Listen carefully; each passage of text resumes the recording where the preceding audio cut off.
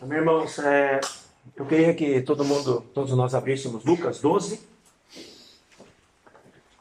Lucas 12. Nós vamos nos reter a partir do versículo 31 até o 48. Amém?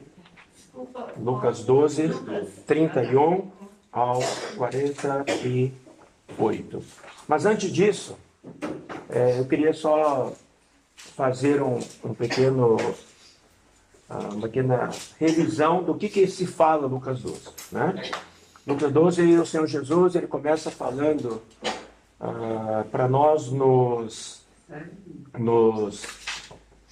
tomarmos cuidado com o fermento dos fariseus. Acautelai-vos, o versículo 1 diz, acautelai-vos do fermento dos fariseus, que é a hipocrisia. Né? Daí ele fala exatamente sobre não sermos enganados com ensinamentos ou coisas estranhas, não é? Porque, especialmente hoje em dia, na volta do Senhor, nos últimos tempos, há muita coisa estranha no meio do povo de Deus. Há muita hipocrisia, há muita coisa, como estávamos falando no começo da reunião, evangelho, um outro evangelho, o evangelho exatamente para distrair o povo de Deus do que é central. E então nós temos que nos acautelar. Depois o Senhor, no versículo 13 ao versículo 21, ele fala sobre entesourar o que é para Deus. No versículo 21 fala assim, o que entesoura para si mesmo e não é rico para com Deus. Significando exatamente olhando para si. É aquela preocupação de olhar para si, para a sua pessoa. Lucas 12, tá? E por que Jesus fala isso? Porque depois você vai entender que no final de Lucas 12, ele muda de esfera. Ele prepara todo mundo para cuidado com os ensinos estranhos, cuidado com outro evangelho que não vai levar para a meta que eu desejo para vocês, cuidado com o fato de ficar só preocupando com as coisas terrenais, que isso também não vai levar a lugar nenhum, né? Então ele vai nos advertindo. É uma palavra muito, muito doce, porque o Senhor, ele fala isso para os seus discípulos. Veja bem o que diz o versículo 1.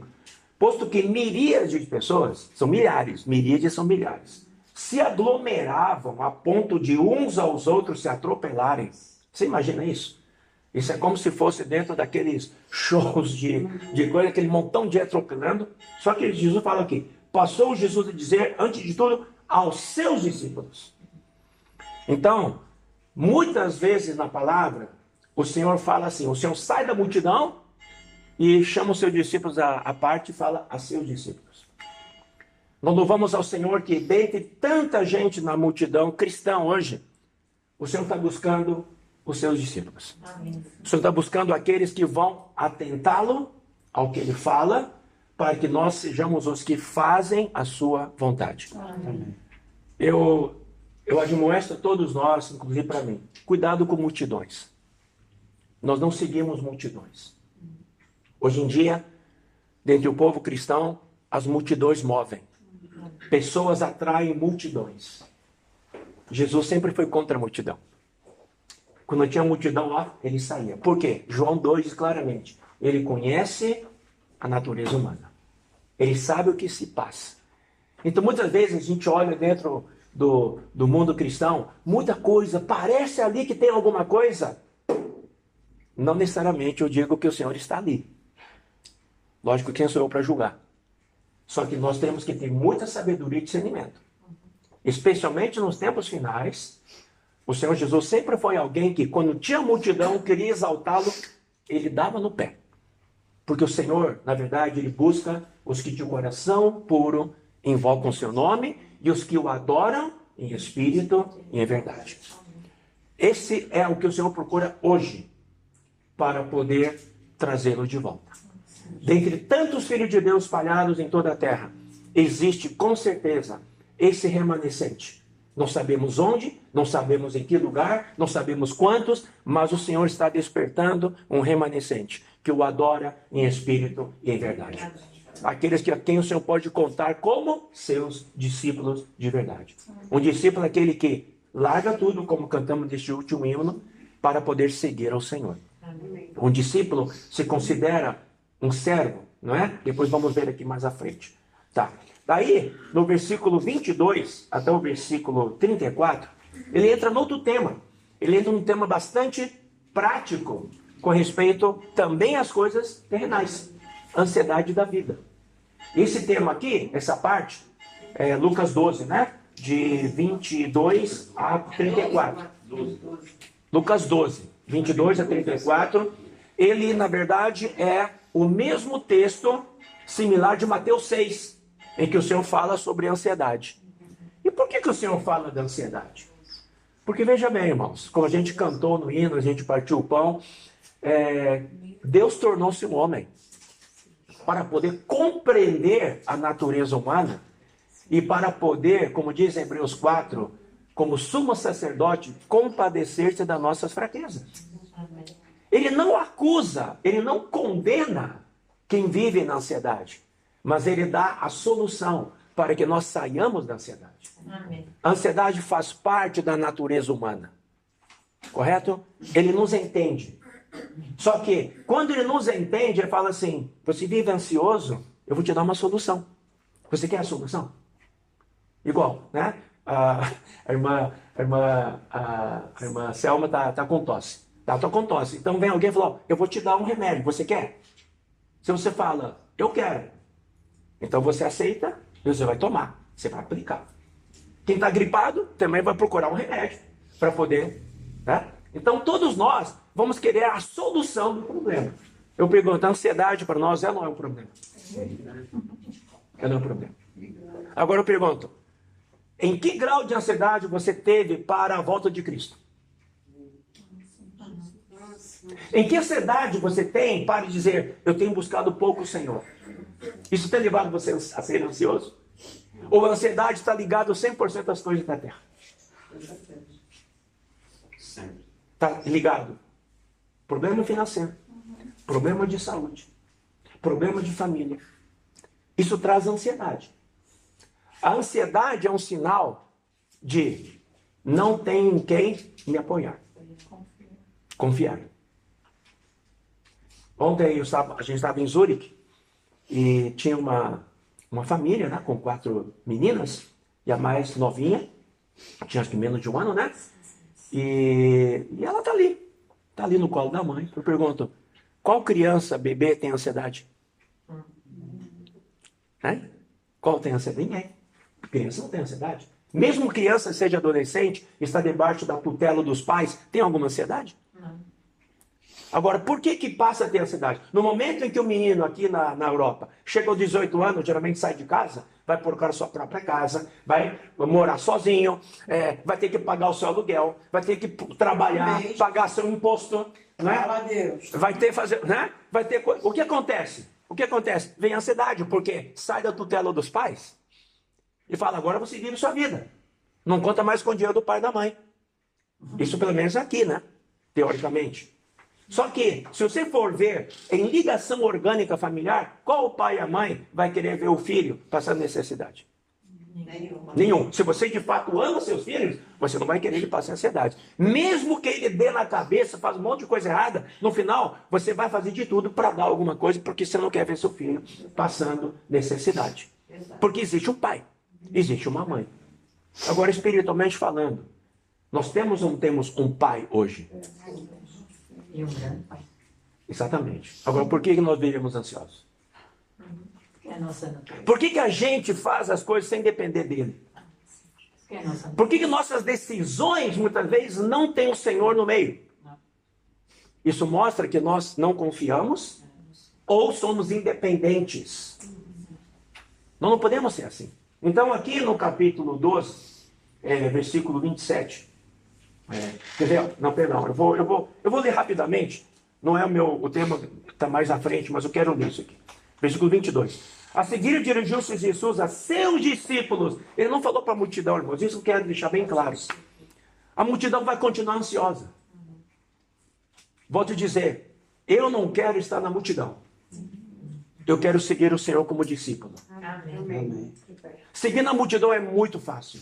Seguir na multidão não precisa, não exige de você. Seguir na multidão, você é levado pela multidão. Tanto é que fala que até atropelavam.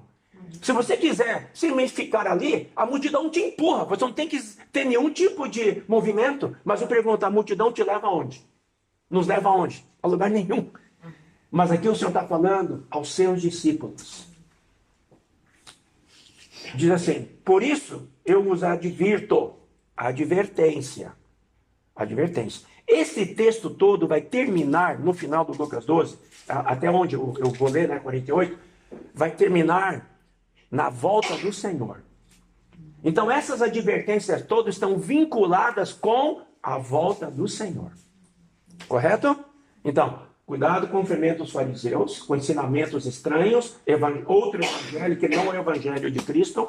Tanto é que Paulo falou, se alguém chegar, eu mesmo chegar com outro evangelho, ou até mesmo um outro anjo, um anjo chegar com outro evangelho, seja anátema. Foge. Eu pergunto, se aparece um anjo aqui para pregar, todo mundo fala, uau, um anjo veio aqui, vamos ouvir. A gente fica muito impressionado com coisas externas. Nós temos que estar claros internamente da visão que o Senhor nos deu e da palavra sólida que o Senhor nos mantém firmes. Amém. A visão nos atrai, a visão de Cristo mesmo, a palavra nos fundamenta. Depois, o Senhor fala sobre a avareza, sobre a questão de dar atenção às coisas materiais, à riqueza material, coisas da terra. Por que o Senhor fala tudo isso? Por que fala agora de ansiedade? Porque Ele quer nos livrar de todas essas âncoras e fardos que nos atrelam à terra. Correto, irmãos? Quando a gente fala, eu pergunto aqui, deixa eu perguntar para todos. Quem quer ser arrebatado? Quem quer ser arrebatado? Levante a mão. Amém? Acho que amém, tá? Para ver se... Não, perguntando. Quem quer ser arrebatado? Levante a mão. Vou levantar em coisa boa. Você não quer não? Não quer não? Também. Pronto. Vocês creem ou não creem que o arrebatamento está perto? Eu creio. Tá. Agora, quem que o Senhor vai arrebatar? Não pense que o Senhor vai arrebatar todos os filhos de Deus, não. Porque se fosse assim, você pode tirar Lucas 12 da Bíblia. Você vai entender por quê. Tá? Logicamente que o arrebatamento, ele tem várias etapas. Tem a etapa inicial, a etapa do meio e a etapa final. No final, toda a igreja será arrebatada. Mas tem a etapa dos vencedores, daqueles que são fiéis, que são vigilantes. É nessa que nós queremos estar. Amém? Amém? É pelo menos assim nós cremos. Existem outras escolas de linha que não creem nesse tipo de arrebatamento. Não importa. Todos têm direito de crer como acham. Alguns creem que toda igreja será arrebatada antes da tribulação. Alguns creem que a igreja vai ser arrebatada só depois da grande tribulação. Toda igreja passará pela grande tribulação. Alguns creem que a igreja não passará pela grande tribulação, o que não creio. Porque dentro da interpretação correta que a gente crê é que haverá os vencedores que serão arrebatados antes da grande tribulação. Os que ficarão na grande tribulação, que será a maioria da igreja, vai passar pela grande tribulação e ali vai ter a chance de poder dar a sua vida pelo Senhor para poder então ser levado. E no final, antes do tribunal de Cristo, toda a igreja será arrebatada. Para quê? Para o tribunal de Cristo. Tá certo? Mas o que nós estamos falando aqui, o que o Senhor Jesus vai falar aqui, está relacionado àqueles que vão ser arrebatados antes, porque vão ser encontrados fiéis. Amém. E é esse que nós queremos ser. Amém. Amém? Teve um dia um irmão falou para mim assim, do jeito que eu vivo, eu já estou preparado para a grande tribulação. E quando ele falou isso, eu falei assim, você não está sabendo o que está falando, irmão. Você está falando é besteira. Está preparado para a tribulação? Será? Irmão, na grande tribulação, para poder ser, de fato, um vencedor, você vai ter que dar a sua vida, eu vou ter que dar a minha vida física. De fato, é mártir mesmo. Martirizar, a nossa vida física vai embora. Hoje o Senhor está demandando apenas uma coisa: tome a cruz e negue a sua vida da alma. É a nossa vida da alma. Entendeu? Nós negarmos a nós mesmos. Isso nos fará vencedores hoje. A diferença é bem grande. É negar o mundo, negar as coisas, negar nós mesmos, para poder buscar apenas o Senhor. A gente vai ver aqui mais na frente. Tá, então, continuando aqui. Não andeis ansiosos pela vossa vida, quanto ao que haveis de comer, nem pelo vosso corpo, quanto ao que haveis de vestir. Quem que falou isso aqui? O Senhor Jesus. O Senhor Jesus é o seu Senhor? É o meu Senhor? É ou não é? Então ele falou para mim e para você. Porque a vida é mais do que o alimento, e o corpo é mais do que as vestes. Observai os corvos, os quais não semeiam, nem ceifam, não têm despensa, nem celeiro todavia. Quem tem despensa em casa? Quem tem despensa em casa? E agora, especialmente, né, não sei se você viu no jornal da Migros, na televisão, o governo está pedindo para que todo mundo faça uma despensinha em casa, porque pode haver momentos difíceis, ou problema de falta de energia, ou problema de guerra. Então faça ali pelo menos 2 semanas de despensa para você poder enfrentar. E comida que não precisa cozinhar no forno, porque se não tiver energia, acabou o forno. Acabou fogão e tal. Então é enlatado, coisas que você pode abrir e comer. Vocês viram isso não? Vai na lenha, né? Fogão a lenha. Ou fogão a lenha, ou no carvão, ou no gás. Tá? Então espere assim, pegue até lá. Kit para compra. Compre vela, compre alguma fonte de energia. Por quê? Estão preparando, porque de fato, irmãos, não brinquem. Essa situação hoje, entre Rússia e Ucrânia, a Europa está envolvida, a energia da Suíça vem da Alemanha e da França. No momento que alguma coisa acontecer, a primeira coisa que vão fazer é: vamos cortar fornecimento a terceiros, vamos manter o nosso povo com energia. E a Suíça depende da energia desses 2 países. 50% da energia dos países da Suíça depende desses 2 países. E a Alemanha está na beira da Rússia. A Alemanha está se preparando. Para quem não sabe, a Alemanha está se preparando para a guerra. Meu Deus. Tá? A França também está se preparando. Então, irmãos, eu não falo isso para assustar ninguém, mas também não falo isso como alguma coisa de suspense, não, né? Nem dramatizar. Esses são os fatos em que nós estamos vivendo. Nós estamos vivendo o final dos tempos. Nós temos que crer nisso. O que está acontecendo hoje com a guerra de Israel, com a situação toda, vocês pensam que isso é coisa pequena? É uma guerrinha qualquer? Agora, isso tem a ver comigo e com você. Porque o Senhor está nos alertando, dizendo assim: eu estou voltando. Agora, estou voltando e vou continuar vivendo a mesma vida que eu vivo? Não. Eu vou continuar vivendo com a mesma atitude que estou vivendo? Com a mesma disposição? Como se nada estivesse acontecendo? Preocupado com o meu... Entendam bem o que eu vou falar.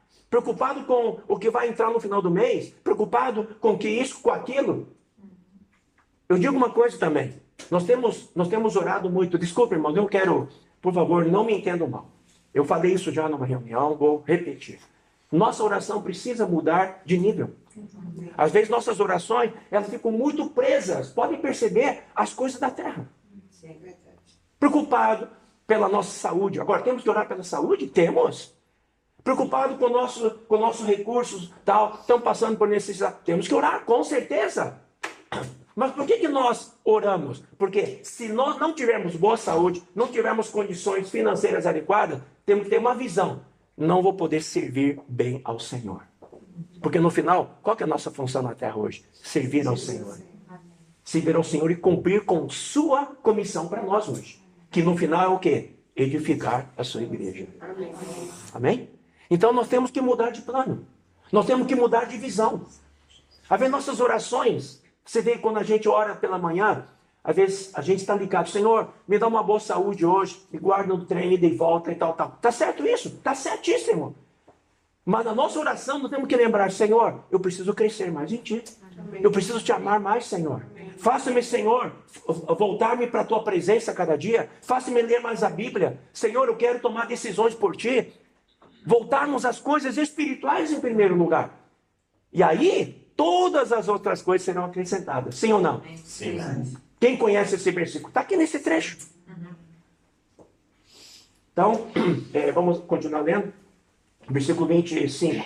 Qual de vós, por ansioso que esteja, pode acrescentar um côvado ao curso da sua vida. Desculpe, irmãos e irmãs, às vezes nós, por saúde, tomamos medicamentos, tomamos suplementos, passamos creme no rosto, fazemos exercício, porque isso vai prolongar a minha vida. Mas aqui o Senhor fala claramente, você não pode acrescentar um côvado à sua vida. Vou me cuidar melhor para viver mais. A questão é que o Senhor já definiu, já está definido o Senhor, os tempos, os dias da nossa vida. Correto? Mas lógico, não é por causa disso que eu vou me relaxar. Eu vou cuidar. Mas eu não posso acrescentar um côvado. Sabe o que é um côvado? 33 centímetros. Côvado é isso aqui, ó. A nossa vida. Ninguém pode acrescentar. Se, portanto, nada podíeis fazer quanto às coisas mínimas, por que andais reais pelas outras? Se na coisa mínima nada posso fazer, por que vou ficar ansioso das outras coisas? Então você vai dizer, irmão, mas como é que vive? Como é que foge da ansiedade? Bom, o Senhor dá a resposta aqui. Versículo 27. Observai os lírios, eles não fiam, nem descem. Eu, contudo, vos afirmo que nem Salomão, em toda a sua glória, se vestiu como qualquer deles. Ora, se Deus veste assim a erva, que hoje está no campo, e amanhã é lançada no forno, quanto mais tratando-se de vós, homens de pequena fé. Aí ele toca num ponto aqui. Toca no calcanhar de Aquiles. Homem de pequena fé. Pequena fé exatamente qual o meu grau de confiança e dependência do Senhor que me salvou e me resgatou. Fé, pequena fé significa que, primeiro, a fé vem pelo ouvir a palavra de Deus. Significa a minha relação com a palavra de Deus. Hoje infelizmente, eu vejo muita gente que fala assim, não adianta ler a Bíblia. Né? Vamos ficar só mesmo orando. Se você só ficar nessa esfera abstrata, não vai ter crescimento. A Bíblia, a palavra de Deus, com o Espírito, é que faz a química espiritual para que aquilo que é de Deus torne-se nosso. Você tem que exercitar o seu espírito na oração com a palavra. Ficar só na palavra, estudar a Bíblia sozinho, sem exercitar o espírito, ela pode virar letra morta. Como acontece em toda a história da igreja. Mas quando você usa a palavra de Deus, que é viva e eficaz na sua essência, usando o seu espírito para poder lê-la, isso aqui, essa letra preto no branco, vira vida para nós. Certo? No nosso dia a dia vira vida. E não somente na nossa experiência pessoal com a palavra. Hoje nós estamos no ano 2024. Certo? A história da igreja, ela não começou ontem. Ela tem 2000 anos de história. 2000 anos de história. 2000 anos de muitos servos de Deus. Servo de Deus que eu digo que Deus usou ao longo de todo esse tempo para edificar a sua igreja. E nós estamos sobre os ombros desses irmãos. Porque quando você considera o corpo de Cristo a igreja, não é apenas o que nossos olhos veem hoje. Nós temos que olhar para trás e falar assim, puxa vida, estamos sobre os ombros desses irmãos todos. Quanta riqueza! Todos vocês recebem, creio que diariamente, as mensagens que eu estou mandando, né? De alguns irmãos. Watchman, Charles Spurgeon, aí versículo da Bíblia. Aí depois eu altero alguns autores. Por que eu faço questão de colocar? Porque, por um lado, é para poder ver que Deus usou esses irmãos, e todo sermão do passado, Deus usou esses irmãos para poder falar ao seu povo e continuar falando e nos encorajando, correto? Às vezes nós ficamos assim, eu não quero ouvir homens, eu não quero ouvir... então se eu não quero ouvir, podemos ir todos embora. Aqui, não precisamos ficar reunidos. Porque na hora que eu abro a boca, na hora que você abre a boca, não é um homem falando. Então não é nesse sentido de ouvir homem, no sentido de depender deste homem, ou depender daquele homem, não. O Senhor usa hoje os seus servos. Amém. No plural, não é? Apóstolos, profetas, como fala, pastores, mestres, evangelistas, não no sentido da sua posição ou no seu título, não, mas na função de uma coisa, aperfeiçoar os santos para a obra do ministério, para o desempenho do seu ministério, para a edificação do corpo de Cristo. Amém. Esses irmãos, Deus coloca, e são vários, inúmeros, quando a gente ouve e recebe, é para que nos aperfeiçoar, para que desempenhamos bem o nosso serviço no corpo de Cristo. Para que nós possamos edificar o corpo de Cristo adequadamente. A fim de que todos nós cheguemos à plenitude, né, de Cristo. Muito bem. Então, aqui daí ele fala assim, versículo 29. Não andeis, pois, a indagar o que haveis de comer ou beber, e não vos entregueis a inquietações. Não vos entregueis a inquietações. Você vê que, na verdade, não é que a inquietação vem. Ela vem. Mas quando a gente não confia no Senhor, a gente se entrega a ela. A gente cai na armadilha, correto ou não? O inimigo usa ou não usa essas coisas para nos distrair? Você sente ou não sente que isso é distração? Sente ou não sente?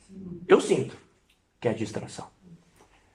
É algo pertinente? Sim. Mas a questão é, aquilo vai te dominar ou você vai dominar aquilo? Quando Moisés foi chamado para servir a Deus, ele tinha um cajado. Ele já era velho. Quantos anos ele tinha? 80? Quando ele foi chamado para o Senhor. 80 anos, né?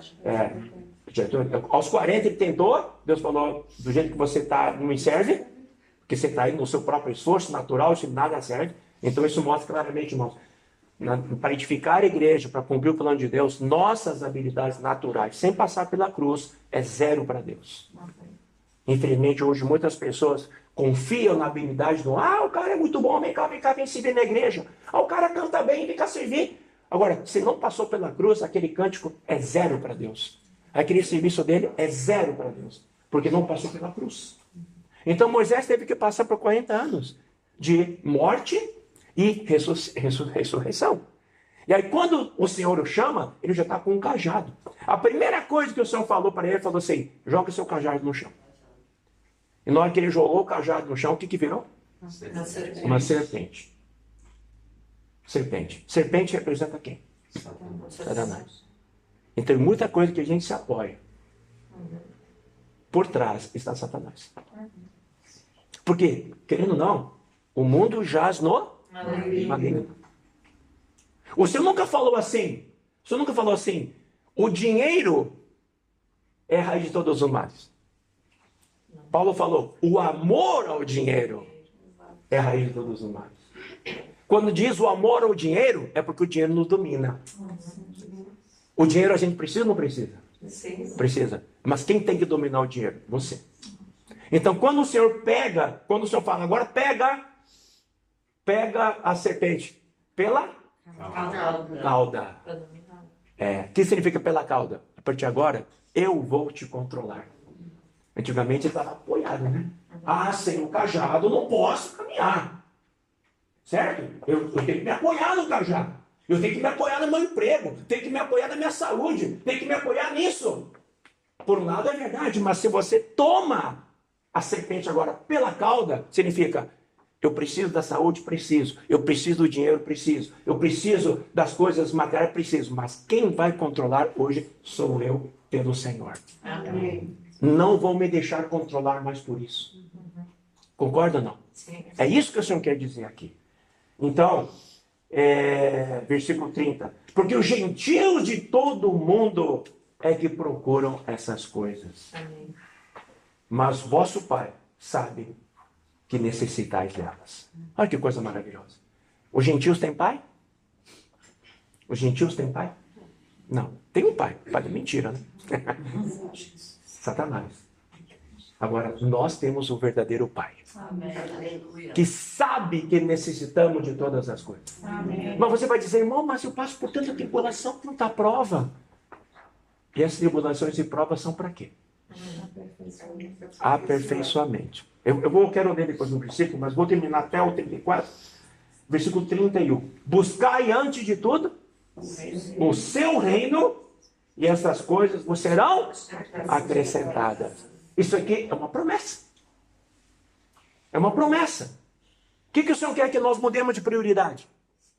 Buscar o reino dele em primeiro lugar. Agora eu pergunto, o reino dele, que relação tem comigo e com você? Fala assim, buscar em primeiro lugar o seu reino, né? O seu reino. Que relação tem esse reino comigo, com você? Podem responder. Toda. Toda. Toda. Por que toda relação? Você tem certeza que você faz que esse seu reino é exatamente também o teu reino? Você também está nele ou não? Sim. Você crê ou não crê? Amém. Tá. Me dá um versículo então que fala que nós hoje estamos nesse reino. Quem sabe? Fala que o reino de Deus está dentro de nós. Hã? Fala que o reino de Deus está dentro de nós. Por um lado, esse é bom, esse está em Lucas, né? Que o reino de Deus está dentro de nós. Tem outro versículo. Nós somos a igreja. Nós somos a igreja. Sim, nós somos a igreja. Mas tem um versículo bem específico que fala de um transporte. Que fala de um transporte. Vamos ver se lembra. Para o reino do Filho. Isso, onde é que está isso? Colossenses 1. Colossenses 1:13. Pode ler aí, por favor? Do reino das trevas. Colossenses. Isso. Colossenses 1:13. Alguém podia ler, por favor? Ele nos libertou do império das trevas Amém. e nos transportou para o reino do Filho do seu amor. Colossenses 1:13. Muito bem. Agora eu pergunto, isso é fato ou isso é verdade ou é mentira? Verdade. É um fato que ocorreu? Sim. Sim. Comigo e com você. Então, o império das trevas tem ação sobre nós? Não. Onde nós estamos hoje? No reino do Filho do seu amor.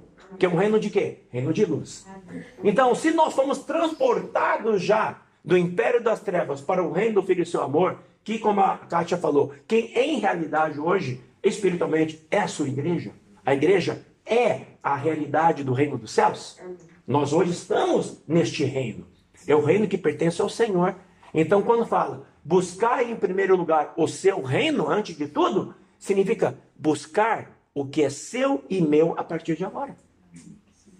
Quando eu busco as coisas terrenais, ainda ansioso pelas coisas terrenais, significa que, de uma maneira consciente e inconsciente, eu ainda estou atrelado a este reino da terra. Por isso que o Senhor fala, se você buscar o meu reino em primeiro lugar, que também é o seu reino, fique tranquilo que essas coisas terrenais vos serão acrescentadas. Crê ou não crê nisso? Amém. Eu vou dar um testemunho bem prático. Aqui, ó, dessa família aqui, ó. Celso e Marilza. Marilza mesmo já deu esse testemunho.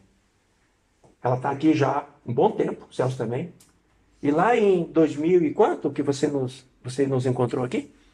Você entrou em contato? 2022, pelo Facebook, que geralmente eu nunca abro. Meu Facebook, eu nunca mando nada quase. Daí um dia eu falei, vou abrir o Facebook e tal, porque estava acontecendo algumas questões, vou ver lá. Aí de repente eu vejo mensagem dela. Né? E aí, para resumir a história, a família toda da Marilza e do Celso vieram, né? Estão reunindo e tudo, e começaram a buscar as coisas do Senhor, né? Do seu reino. E interessante, várias coisas começaram a destravar na vida deles, sim ou não? Amém. Não é verdade? Você deu testemunho claramente para nós. E é verdade com todos nós. Quando buscamos as coisas do Senhor em primeiro lugar, o seu reino, o Senhor começa a suprir todas as nossas necessidades. Não para que nós voltemos a colocar os olhos nessas coisas, mas para dizer, deixa essas coisas que eu vou cuidar, vai cuidar das minhas coisas. Amém. Vai cuidar dos meus interesses. Vai cuidar das pessoas que eu te entreguei. Vai pregar o evangelho. Vai cuidar das coisas que do teu reino, do meu reino. Lembra que estou te chamando? Te chamei para o meu reino. Você faz parte do meu reino. Certo? Temos que ver, irmãos, irmãs, que hoje fazemos parte do reino do Senhor. Amém. Aí continua aqui. Não temais, ó pequenino rebanho, porque vosso Pai, versículo 32, porque vosso Pai se agradou em dar-vos o seu reino. Amém. Ah, somos poucos, pequenino rebanho, somos poucos. Eu gosto de multidão. Olha, eu prefiro ficar no pequenino rebanho do que andar em multidão. Porque o Senhor falou, porque o vosso Pai se agradou em dar-vos o seu reino. Por que pequenino rebanho? Porque o Senhor já sabia, para poder, de fato, levar adiante, o Senhor não conta com multidões, o Senhor conta com pessoas fiéis. Na primeira vinda de Cristo, Se você for olhar lá em Lucas, que menciona claramente nome de pessoas, certo? Mateus também menciona. Ali falam nomes, ele cita nomes. E você vai ver que esses nomes não chegam a encher os dedos das duas mãos. Se não me engano, são 6 pessoas que ele menciona. Ele menciona José, Maria, Isabel, Zacarias, Simeão, Ana. E, lógico, João Batista. 7 pessoas. Essas 7 pessoas, vamos tirar o João Batista, né? Que João Batista preparou a missão, mas 6 pessoas ele menciona na Bíblia que estavam aguardando pela redenção de Israel. E a multidão. E a multidão lá. Os sacerdotes. Sacerdote, a religião, tudo lá. Tudo bonitinho nos seus coisas. Mas tinham 6 pessoas que o Senhor fez questão de registrar na sua palavra. Esses estavam aguardando pela redenção de Israel. Que seu coração estava voltado para as coisas de Deus, do reino. O que o Senhor hoje busca agora, na véspera da sua segunda vinda? Está buscando aqueles. Ele quer colocar nomes nessa história da igreja. E eu espero que nós estejamos com esses nomes escritos ali. Lá na Suíça, em Renan, na região lá, né, de Lausanne e Renan, havia lá a irmã Selma, havia lá a irmã Marlene, havia lá a irmã Vitória, e assim por diante. Registrados nos anais da história da igreja. Irmãos, isso é muito belo. Eu não quero estar na multidão. Multidão é um número. Eu quero ser um discípulo que é conhecido nominalmente pelo Senhor. Amém? 33 e 34. Agora mostra aqui uma atitude. Como desvencilhar-se dessas coisas? Aí você vai entender aqui. Vendei os vossos bens e dai esmola. Será que isso é literal? Não. Significa, eu tenho, mas não tenho. É para o Senhor. Vender os vossos bens significa, se desligue daquilo que você tem. É como se você não tivesse. Eu vou ler depois outro versículo interessante para complementar isso aqui. Fazei para vós outros bolsas que não desgastem. Bolsas que não desgastem, com certeza está ligado ao reino e não à terra. Tesouro inextinguível nos céus, onde não chega o ladrão, nem a traça consome. Por quê? Onde está o vosso tesouro, aí estará também o vosso coração. O nosso tesouro, quem é o nosso tesouro? Muita gente fala assim, meu tesouro é Cristo, meu tesouro é... Mas quando a gente vai ver o viver, não é não. Não é não. Da boca para fora é, mas no viver diário não demonstra. Eu digo isso para mim, irmãos. Quantas vezes? A gente sabe muito falar bem. Se deixa nós que vemos da vida da igreja, a gente sabe muito, a gente tem muito conhecimento, fala muito bem. E isso é um grande perigo. Porque podemos estar falando muito bem, mas a realidade não ser a realidade.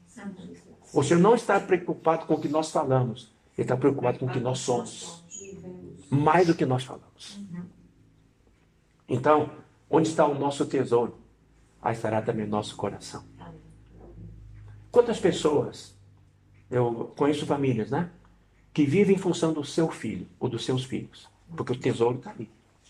Tudo gira em torno dos filhos. O tesouro está ali. Correto ou não? Está errado ter os filhos como tesouro? Não, não está errado. Eu só estou dando exemplo aqui. Agora, se o nosso tesouro ele é relacionado ao Senhor e às coisas divinais, porque nós mudamos de reino, nosso coração vai estar lá. Não vai estar pegado. Então, não importa se eu perco. Hoje em dia, irmão, vou falar sinceramente. Antigamente eu ficava preocupado quando, um dia desses, eu estava viajando, isso muitos anos atrás. Estava viajando para São Paulo, eu peguei um ônibus de Brasília a São Paulo.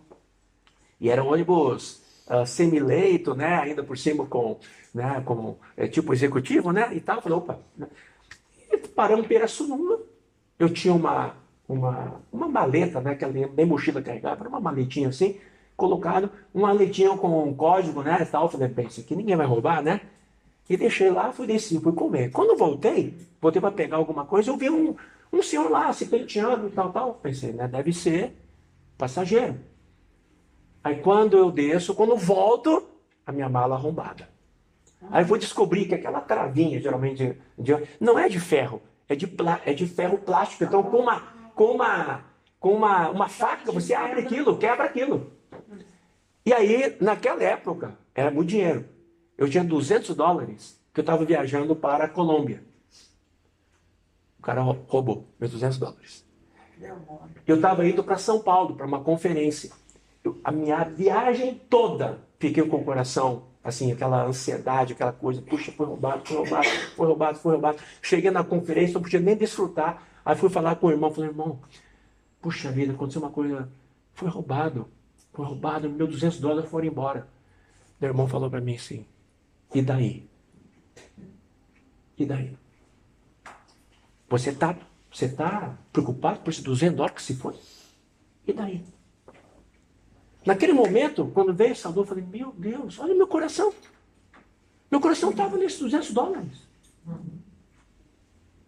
Um dia meu irmão estava lá no Peru, com o irmão Dong, lá no meio da mata. E aí, dormindo no hotel, de repente bate a porta. Polícia, polícia! Aí ele abre a porta, entram 3 encapuzados, com o nome polícia, não sei o quê, mas não era polícia. Eles eram um grupo terrorista. Chegaram lá e falaram assim, polícia, polícia, revista, porque sabiam que tinham visto 2 chineses entrando. Então falam, esse povo tem dinheiro. Na hora que, isso é madrugada, arrombaram a porta e tal, começaram a interrogar, e lógico, o irmão Dong não falava espanhol, o Esdras falava, o Esdras foi traduzir para o irmão Dong. Enquanto o Esdras traduzia para o irmão Dong, o outro estava lá bisbilhotando as coisas do Esdras. E pegou e roubou. Não roubou o dinheiro, porque o Esdras guardava o dinheiro em outro lugar, mas pegou a lanterna dele, né? Pegou não sei mais o que e tal. Quando eles foram embora, o Esdras foi ver, meu Deus, me roubaram! E aí, poxa vida, irmão Dong me roubou. E roubaram a minha lanterna que eu mais gostava, aquela que eu mais amava, a lanterna. Então, poxa vida. O irmão Dong olhou para ele e falou assim, ai meu Deus, Esdras. Olha como é que você está ansioso por uma lanterna, Esdras. Uma lanterna. Naquele momento, cagou a ficha nele. Falei, meu Deus. Ele não ia dormir por causa de uma lanterna. Eu não dormi e passei por causa de $200. É muito dinheiro? Tá, é dinheiro. Mas e daí? Hoje, quando quebra uma coisa em casa, eu não estou nem aí, desculpe falar. Viu, querido? Desculpe. Porque nós ficamos preocupados com as coisas que quebram. Sabe por que eu não estou preocupado? Esse aqui não pode me trazer ansiedade. Agora, eu tenho que ficar ansioso no sentido positivo. Eu estou crescendo em Cristo? Se eu voltar hoje, eu vou ser um vencedor? Eu vou estar preparado para a volta do Senhor? Isso tem que me preocupar. Concorda, irmãos? Então, agora, Senhor, o tempo está avançando. Versículo 35. É o mesmo contexto, tá? Agora ele entra no lado da volta dele. Aí fala, agora que eu falei tudo isso, quero falar uma coisa para vocês. Vocês precisam agora se preparar para isso. Cingido esteja o vosso corpo e acesas as vossas candeias. Candeias é lâmpada. A lâmpada é o nosso espírito. Amém. Cingido o vosso corpo significa prontidão, atenção, vigilância. Certo? Eu nunca vou encontrar, nem você vai encontrar alguém às 10 da noite em casa, pronto para dormir, cingido. Quem está de pijama, quem está de calção, não sei o quê, né? Você não está cingido. Mas quando você fala, vamos à guerra, você vai cingido. Não é? Olha bem como é que um soldado, agora a gente vê tanta coisa na televisão, na guerra, todos estão cingidos. E até sobrecarregados. Cheio de arma, preparado para enfrentar. Ele está cingido, porque ele sabe, eu estou enfrentando algo que está por vir. Eu tenho que me proteger. O Senhor está voltando. Ele está pedindo aqui, cinja o vosso corpo. O vosso corpo é nos 2 sentidos, tanto exterior quanto interior. Tanto o homem exterior como o homem interior. Não é o meu termo aqui, mas em 1 Coríntios fala assim, o nosso corpo é o santuário do Espírito Santo. E nós, como igreja, somos o santuário de Deus. Correto? Então, cuidar de nós é cuidar do santuário do Espírito Santo. É cingir. E cuidar da igreja é cuidar do santuário de Deus. Porque tanto nós somos santos em Cristo, como também a igreja é santa no Senhor. Agora, 36. Sede vós semelhantes a homens que esperam pelo seu Senhor. Ao voltar ele das festas de casamento, para que quando vier e bater a porta, logo lhe abra. Uma pessoa cingida, uma pessoa preparada, que está pronta, está com a lâmpada acesa, significa assim, por que lâmpada acesa? Porque estamos em era de escuridão. Correto ou não? Nosso espírito, irmãos e irmãs, tem que estar aceso. Amém. Tem que estar aceso, tem que estar fervoroso pelas coisas do Senhor. Em Mateus 5 fala que nós, como luz do mundo, vós sois a luz do mundo. Não deixeis que a vossa candeia seja coberto pelo alqueire. O que é o alqueire? Alqueire é aquela medida, especialmente aqui, isso não existe mais, mas uma medida que media arroz, media feijão, aquela medida, né? 1 litro, 5 litros, lembra? Quero cobrar 5 litros de feijão. Na verdade, é aquela medida, aquele alqueire. E o que aquilo lá representa? Representa as coisas que é do nosso viver diário, das nossas necessidades. O que é colocar a candeia debaixo do alqueire? É que essas coisas abafam o nosso espírito. Nosso espírito deixa de brilhar. Nossas preocupações são tantas que quando as pessoas olham para nós, não vê o espírito brilhando, vê as necessidades na prioridade. Acontece ou não acontece isso conosco? Então eu pergunto, vamos continuar assim ou vamos tirar o alqueire? E fala assim, e essa luz tem que ser colocada em cima do candelabro para brilhar a todos os da casa. Amém. Quando a gente vem para a reunião da igreja, é o momento que nós nos reunimos juntos, quando nós nos encontramos, sabe o que precisa acontecer, irmãos e irmãs? Você como espírito, como alguém com lâmpada acesa no candelabro, é para brilhar para os irmãos. Amém. Amém. Nós temos que brilhar a luz de Cristo. Aleluia. O candelabro é a igreja. Significa, nós somos colocados na igreja para brilhar. Amém?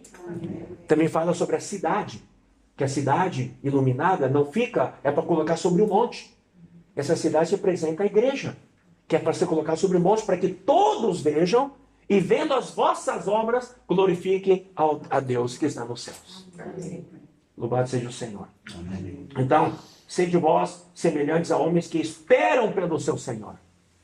Esperam pelo seu Senhor. Hoje, o que o Senhor busca? Busca hoje pessoas que esperam pelo Senhor.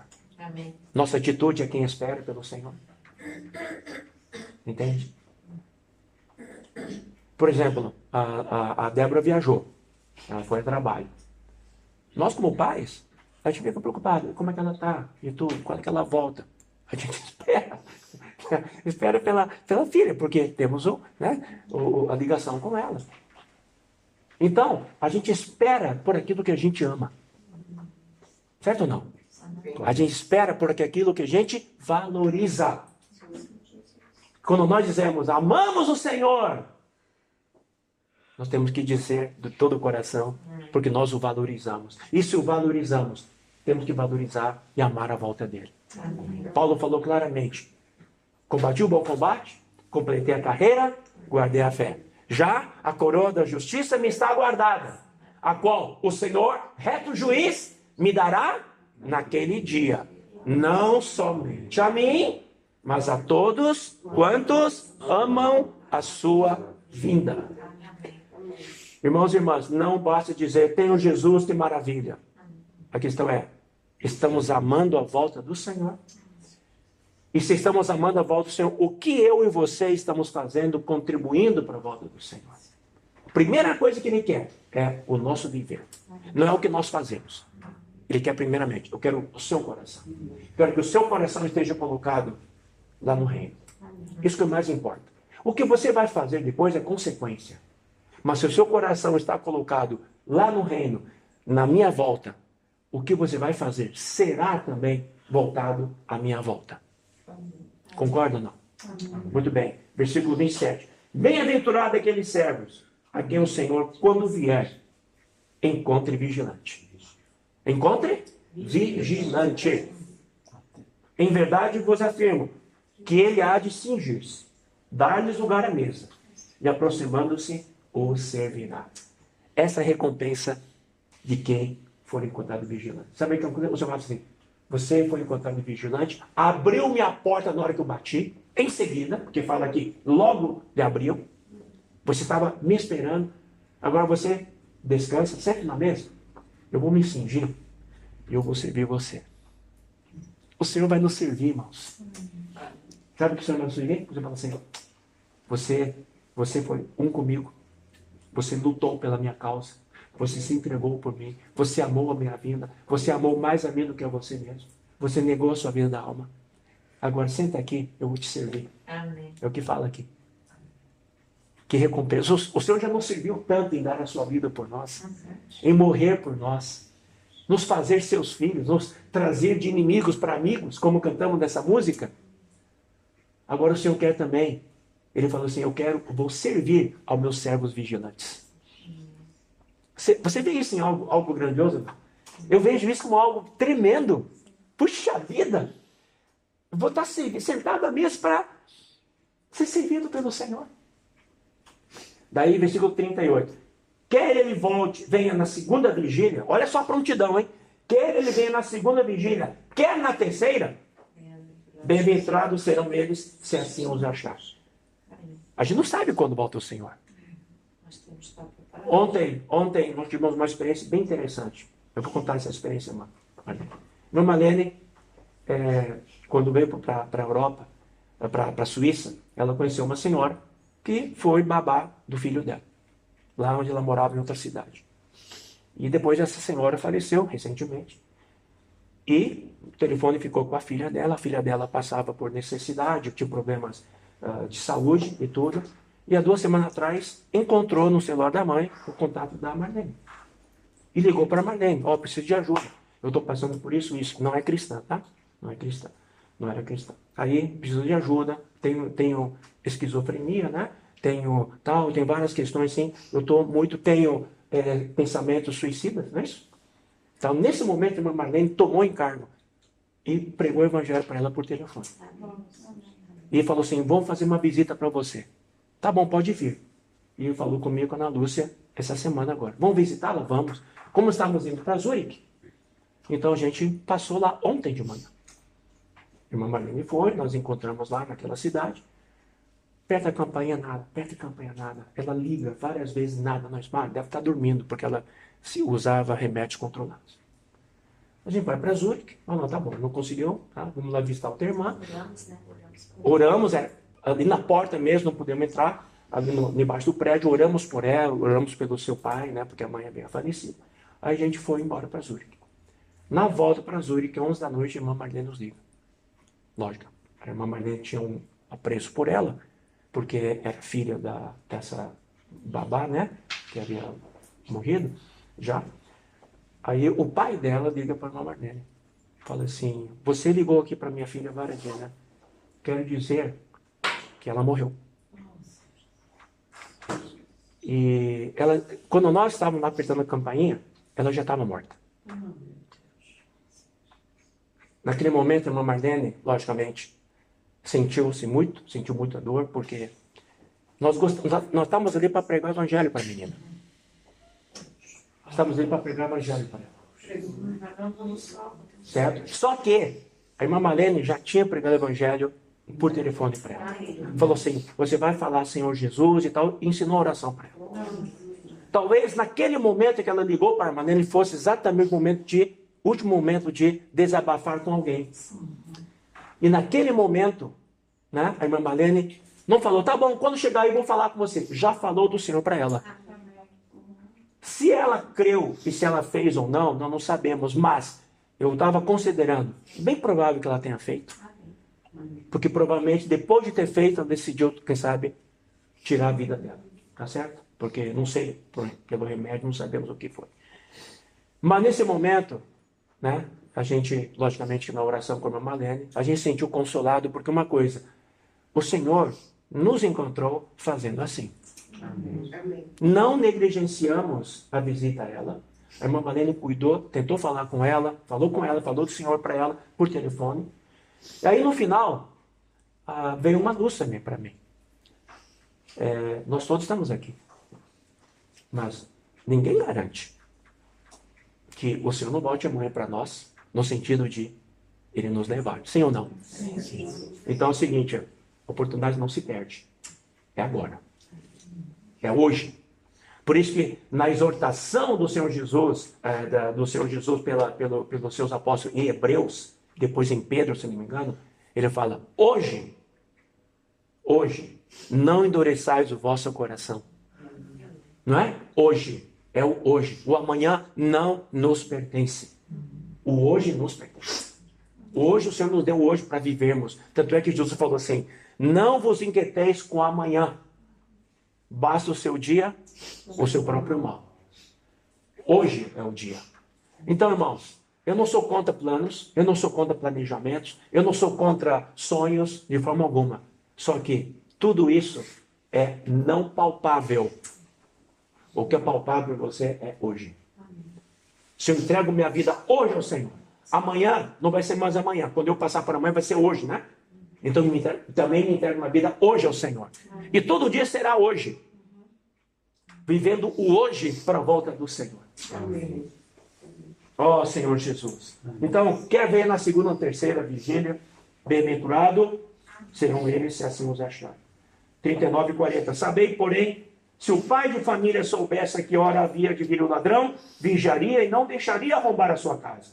Ficai também vós apercebidos, porque a hora em que não cuidais, o Filho do Homem virá. Engraçado, não? Por que Jesus falou assim, a hora em que não cuidais? Porque a tendência, o tempo de não cuidar é maior que o tempo de cuidar. Entendeu? O tempo de relaxamento, de descompromisso é maior que o tempo de vigilância. Concorda ou não? Por isso, na hora que não cuidares, o Filho do Homem virá. Mas que o Senhor tenha misericórdia de nós. Amém. Para que não nos pegue na hora em que não estejamos cuidando. Agora olha só, 41. Então Pedro perguntou, Senhor, proferes esta parábola para nós ou também para todos? Bem, ele estava falando com discípulos. Mas como tinha multidão ali em volta, ele estava falando para todos, quem sabe? Ele estava falando para os discípulos. Agora olha a resposta do Senhor. Eu pergunto, veja a resposta que o Senhor dá. É uma resposta pergunta. Que relação tem a ver com servos vigilantes?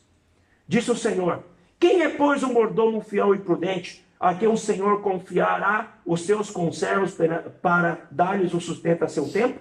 Bem-aventurado aquele servo a quem o seu Senhor, quando vier, achar fazendo assim. Agora, com uso 43, bem-aventurado aquele servo a quem o seu Senhor, quando vier, achar fazendo assim. Agora vai lá para o 27. Bem-aventurado aquele servo a quem o seu Senhor, quando vier, os encontre vigilantes. Essas duas coisas coincidem. Sabe o que é hoje encontrar-nos vigilantes? Dentro do contexto do reino de Deus? É cuidar dos conservos.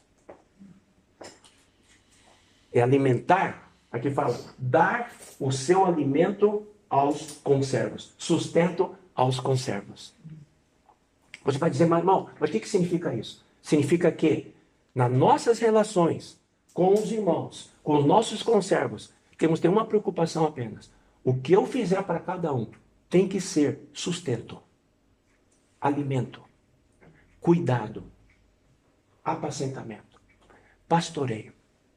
Isso é o que um mordomo faz. Aqui o mordomo, ele é colocado sobre toda a casa, certo? É alguém que cuida das necessidades de um lar. Ele cuida de cada aspecto. Ele vê, está faltando roupa para o Eduardo, está faltando comida para a Marlene, está faltando livros para a Raquel. Ele vai cuidar de cada necessidade. Ele está preocupado com os seus conservos. E com um objetivo, dar o sustento a seu tempo. Não é nem antes, nem depois, no seu devido tempo. Significa que está toda hora pendente, toda hora de prontidão, toda hora observando. Então, ser vigilante hoje na igreja é alimentar os irmãos. É cuidar dos irmãos. Daí agora vem uma questão séria. Cuidar dos irmãos significa, na minha ação, na minha palavra, na minha atitude e nos meus pensamentos. Daí você vai entender aqui, ó, o que diz aqui, ó. Bem-aventurado aquele servo que é o seu senhor quando vier achado fazendo assim. 44.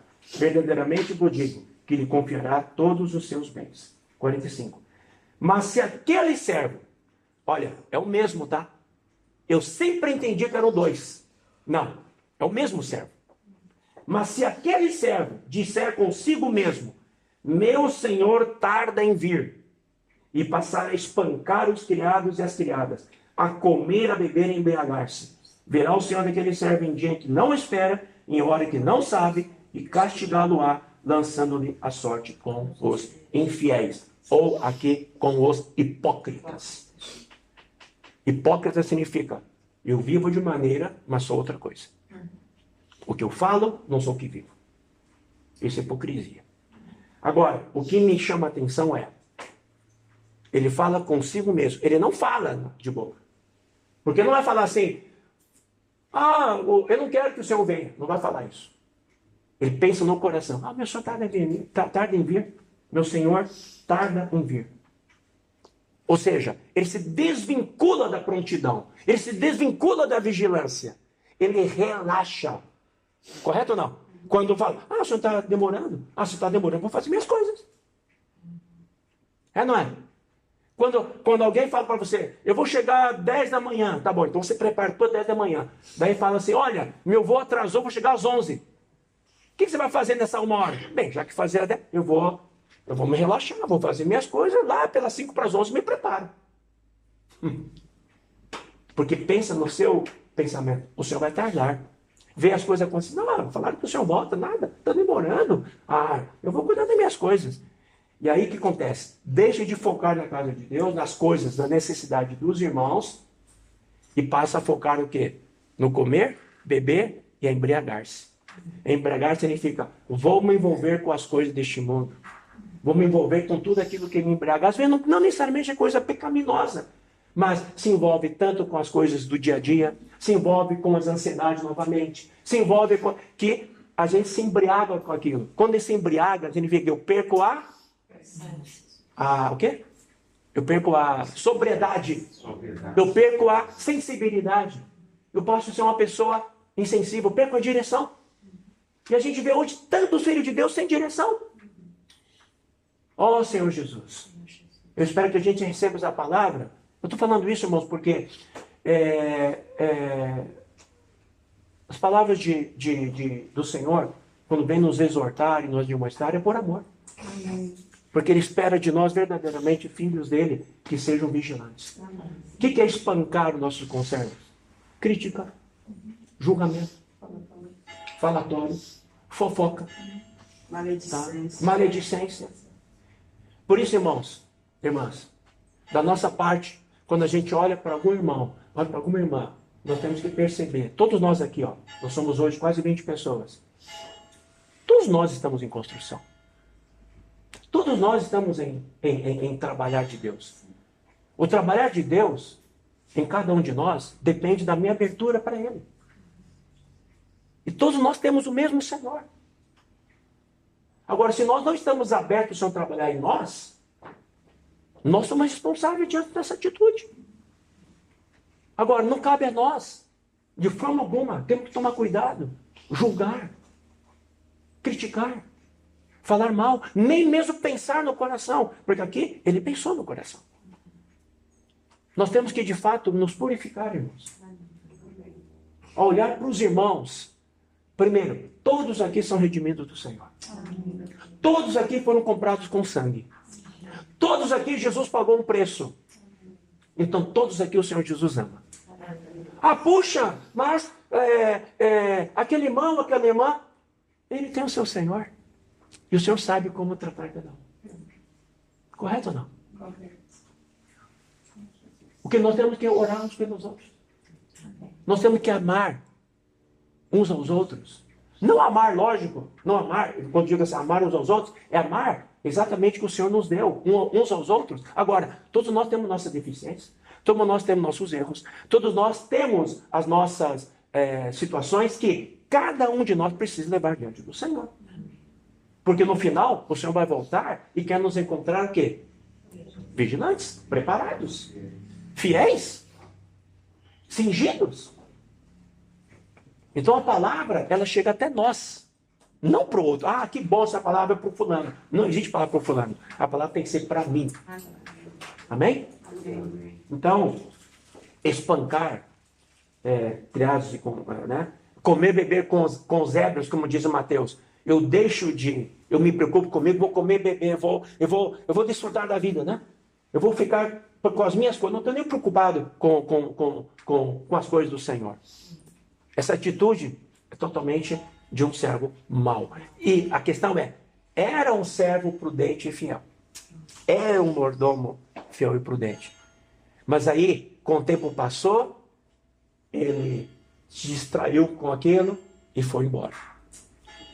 Isso, eu tomo isso de maneira muito séria, porque olhando a trajetória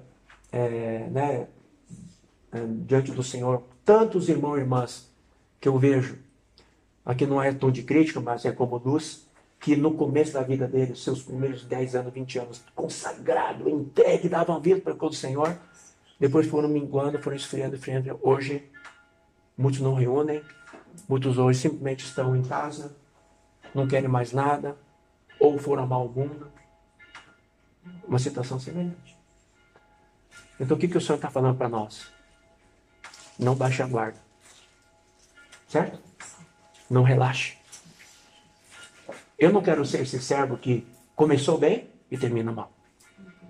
Eu quero me manter exatamente fiel e vigilante e prudente até a volta do Senhor. Amém. Mas não é pela minha força, é pela graça do Senhor. De estar totalmente agarrado ao Senhor. Buscar o reino de Deus em primeiro lugar. Amém. Dá para terminar, irmãos?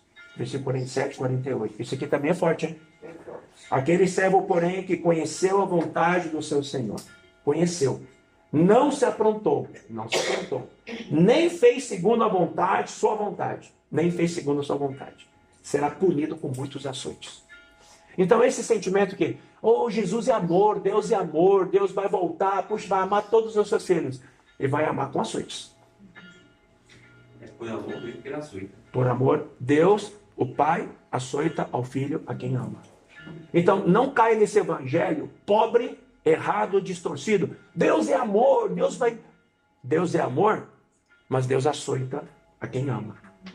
Ele revela a vontade, mas nós não nos aprontamos e não fazemos. Você pensa que ele vai tratar? Ah, que coitado. Mas tudo bem. Não é não. O Senhor vai açoitar. Que tipo de açoite? Não sabemos. Eu creio que tem a ver, com certeza, com reinar ou não com o Senhor.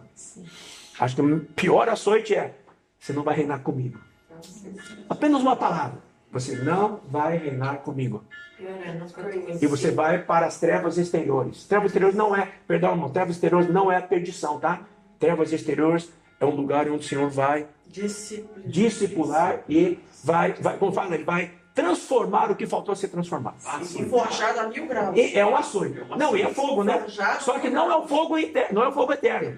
Como que fogo? Pedra preciosa é a mais queimada, né? Isso mesmo, passa pelo fogo. Primeiro será salvo, todavia, como que é através Do fogo, exatamente. Duas obras. Versículo 48. Manda fogo. Aquele, porém, que não soube a vontade do seu Senhor. Não soube. Poxa, se não soube, estou livre, né? Não. E fez coisas dignas de reprovação. Levará poucos açoites. Então é o seguinte, ninguém vai escapar de açoites. O que conheceu e o que não conheceu. Tá? Agora, não vai escapar se fizermos isso, né?